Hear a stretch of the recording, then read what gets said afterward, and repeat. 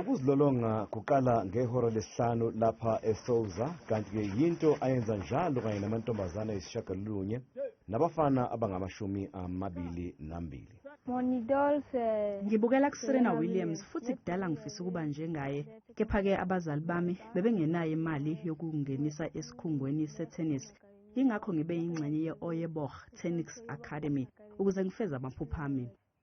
Lesi sikhungo savula ngo-1999 kanti-ke sesekwa ngabaxhasi iningi labo livela eMelika, kanti uDelislee ungezinye zey'ngane ezingu-12,000 ey'funda esikhungweni zale ndawo. Unina ubonga kakhulu usizo olutholwa ingane yakhe lapha. Bengeke ngikwazi ukukhokha aze yafike lapha esekhona manje. Sithwele kanzima ekhaya. Simbonga kakhulu umsunguli we-Oqeqeshwa Tennis Academy. Iningi ley'ngane ey'thola uqeqesho lapha lithola uxhaso lwemali ukuze liyofunda phesheya.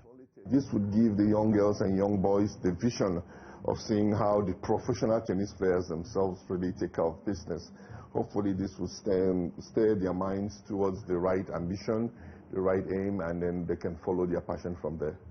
Abaqeqeshi balapha abevile 20 basemazingeni omfelandawonye wey'nhlangano ze-tennis emhlabeni, i-International Tennis Federation.